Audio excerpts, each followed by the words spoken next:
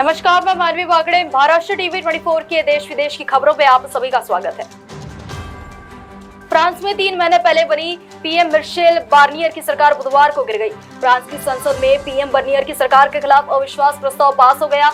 अब उन्हें अपनी पूरी कैबिनेट के साथ राष्ट्रपति मैक्रो को इस्तीफा सौंपना पड़ेगा। फ्रांस के 62 साल के इतिहास में पहली बार हुआ कि जब संसद में अविश्वास प्रस्ताव के पास होने के कारण किसी प्रधानमंत्री को सत्ता गंवानी पड़ रही है। संसद में वामपंथी एनएफपी गठबंधन की ओर से पेश अविश्वास प्रस्ताव के पक्ष में 331 वोट पड़े, जबकि प्रस्ताव के पास होने के लिए 288 वोट ही काफी थे। 3 महीने पहले ही अपॉइंट किए गए कंजर्वेटिव नेता बार्नियर गुरुवार को इस्तीफा दे सकते हैं। इन्हें फ्रांस के इतिहास में सबसे कम दिनों तक सरकार चलाने वाला प्रधानमंत्री माना जाएगा। बार्नियर ने अविश्वास प्रस्ताव से पहले अपने आखिरी भाषण में कहा था कि फ्रांस और फ्रांसवासियों की सेवा करना मेरे लिए सम्मान की बात है। साउथ कोरिया में मार्शल लॉ को लेकर हो रहे विवाद के बीच रक्षा मंत्री किम योंग हयून ने गुरुवार को अपने पद से इस्तीफा दे दिया है। कोरियन न्यूज एजेंसी के मुताबिक किम योंग ने कहा कि विदेश में हुई भारी उथल-पुथल की जिम्मेदारी ले रहे हैं। राष्ट्रपति कार्यकाल ने कहा कि राष्ट्रपति यून सुक योल ने रक्षा मंत्री का इस्तीफा स्वीकार कर लिया है। रक्षा मंत्री किम की सलाह पर ही राष्ट्रपति ने मार्शल लॉ लगाने की घोषणा की थी। गुरुवार को मीडिया ब्रीफिंग में उप रक्षा मंत्री ने इसकी पुष्टि की। उन्होंने कहा कि किम योंग के आदेश पर ही सेना संसद में घुसी थी। उप रक्षा मंत्री ने यह भी कहा कि उन्हें मार्शल लॉ के बारे में कुछ भी नहीं पता था। इसकी जानकारी उन्हें टीवी पर मिली थी। वे इस बात से दुखी है कि उन्हें कुछ पता नहीं था और इस वजह से ही समय पर इस घटना को रोक नहीं सके। किम योंग की जगह अब कोई चोई ब्यूंग यूक को साउथ कोरिया का नया रक्षा मंत्री बनाया गया है। वे सेना में 4 स्टार जनरल रह चुके हैं और फिलहाल सऊदी अरब में साउथ कोरिया के राजदूत के पद पर है। अमेरिकी कंपनी यूनाइटेड हेल्थकेयर की इंश्योरेंस यूनिट के सीईओ ब्रेन थॉमसन की बुधवार सुबह न्यूयॉर्क में गोली मारकर हत्या कर दी गई। थॉमसन को न्यूयॉर्क के हिल्टन होटल के सामने हमलावर ने शूट किया। न्यूज पोर्टल के मुताबिक पुलिस अधिकारियों के हवाले से लिखा गया है कि थॉमसन को सीने में गोलियां मारी गई थी। थॉमसन बुधवार को कंपनी की इन्वेस्टर डे कॉन्फ्रेंस में हिस्सा लेने के लिए होटल पहुंचे थे। कंपनी ने बताया कि उनके कर्मचारी की मेडिकल कंडीशन की वजह से कॉन्फ्रेंस को समय से पहले खत्म कर दिया गया था। न्यूयॉर्क पोस्ट की खबर के मुताबिक यह एक नकाबपोश व्यक्ति ने थॉमसन पर गोलियां चलाई थी। गोली लगने के बाद थॉमसन को माउंट सिनाई अस्पताल में ले जाया गया, जहां उन्हें मृत घोषित कर दिया गया।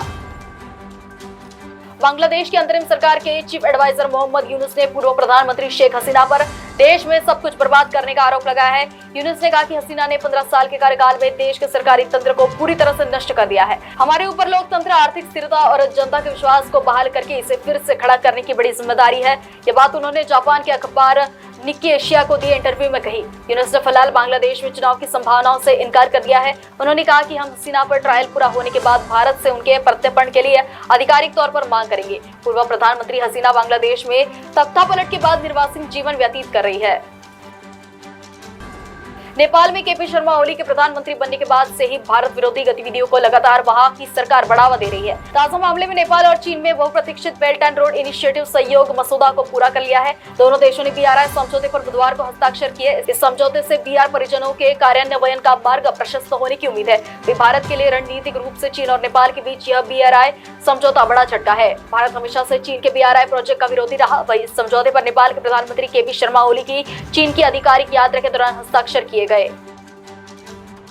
कांग्रेस महासचिव प्रियंका गांधी ने वाड्रा में बुधवार को केंद्रीय गृह मंत्री अमित शाह से मुलाकात की। इस दौरान उनके साथ केरल के कई लोकसभा सदस्यों ने भी अमित शाह से मुलाकात की। इस दौरान प्रियंका गांधी ने अमित शाह से वायनाड में भूस्खलन प्रभावित लोगों की मदद का आग्रह किया।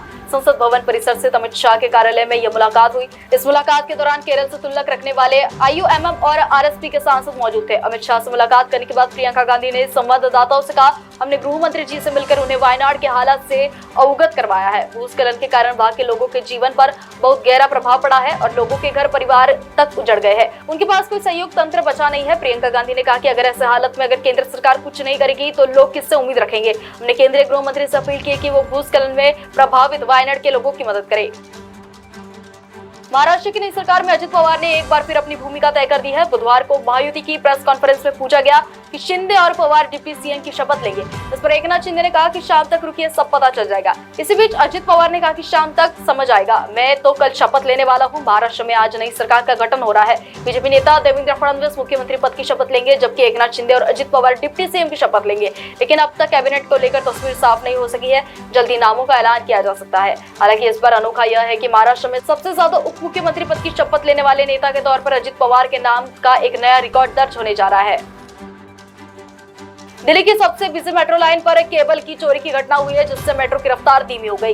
यह घटना द्वारका से वैशाली नोएडा लाइन पर कीर्ति नगर और मोती नगर के बीच रात के वक्त हुई। दिल्ली नोएडा की सबसे बिजी ब्लू लाइन पर केबल की चोरी की घटना सामने आई, जिससे मेट्रो के परिचालन पर असर देखने को मिला। ब्लू लाइन मेट्रो आज देरी से चल रही है। यह सबसे बिजी मानी जाने वाली लाइन है। पीक टाइम में इसका असर और भी ज्यादा देखने को मिलेगा। लोगों को मेट्रो के लिए लंबा इंतजार करना पड़ेगा। केबल की चोरी की घटना द्वारका से वैशाली में हुई, जब मेट्रो सेवा समाप्त हो चुकी थी।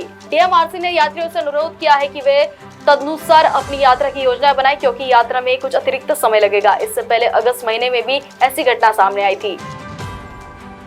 दिल्ली एनसीआर के प्रदूषण में लगातार सुधार देखने को मिल रहा है। दिसंबर की शुरुआती 5 दिनों से एयर क्वालिटी इंडेक्स यानी AQI लेवल में लगातार गिरावट देखने को मिल रही है। अब ये गिरावट 200 से भी कहीं नीचे आ गई है, जो इस बात का साफ संकेत देती है कि दिल्ली की हवा नवंबर महीने के मुकाबले दिसंबर में काफी बेहतर हुई है। यानी दिल्ली एनसीआर पर छाया स्मोक संकट पर अब दूर हो रहा है। केंद्रीय प्रदूषण नियंत्रण बोर्ड यानी CPCB के ताजा आंकड़े के बेहतर होते ही हवा की गवाही दे रहे हैं। CPCB के मुताबिक लगातार 5वें दिन दिल्ली के AQI आंकड़ों में गिरावट दर्ज की गई है। आज सुबह 6 बजे के वक्त दिल्ली का औसत IQ 161 मापा गया। इसके अलावा दिल्ली के आनंद विहार में AQI 178, अलीपुर में 150, आयानगर में 110, चांदनी चौक में 202, द्वारका सेक्टर में 8 में 186, ITO में 128, जहांगीरपुरी में 198 दर्ज किया गया। यानी ज्यादातर इलाकों में AQI 200 से नीचे ही रिकॉर्ड किया गया, जिससे दिल्ली एनसीआर के लोगों के लिए किसी खुशखबरी से कम नहीं। प्रवर्तन निदेशालय ईडी ने मंगलवार को दिल्ली, गुड़गांव, कोलकाता, जयपुर और नागपुर में मनी लॉन्ड्रिंग मामले के तहत बिहार के IAS अधिकारी संजीव हंस और अन्य के खिलाफ 13 जगहों पर छापेमारी की है। ये छापेमारी संजीव हंस के करीबी सहयोगियों और रियल एस्टेट और सेवा क्षेत्र में शामिल अन्य पार्टियों के परिसरों पर की गई है। ईडी की जांच में सामने आया है कि संजीव हंस ने बिहार सरकार में विभिन्न महत्वपूर्ण पदों पर रहते हुए भ्रष्टाचार के जरिए पैसे कमाए। वही गुलाब यादव और अन्य सहयोगियों ने संजीव हंस की मदद की और भ्रष्टाचार से कमाए धन को वाइट करने में उनकी मदद की। इस कारण 3 दिसंबर को 13 स्थानों पर छापेमारी की गई। छापेमारी के दौरान संजीव हंस के एक करीबी सहयोगियों के परिवार के सदस्य के नए खोले गए डीमैट खातों में 60 करोड़ रुपए के शेयर पाए गए। इसके अलावा उसके परिसरों में 70 बैंक खातों का विवरण मिला, जो प्रतीत होता है कि अपराध की आय को छुपाने के लिए उपयोग किए गए थे। उसने रियल एस्टेट में लगभग 18 करोड़ रुपए का निवेश किया गया था और इन सौदों में भारी नकद की छिपने के सबूत मिले हैं। महाराष्ट्र टीवी 24 के देश विदेश के खबरों में फिलहाल इतना ही। देखते रहिए महाराष्ट्र टीवी 24।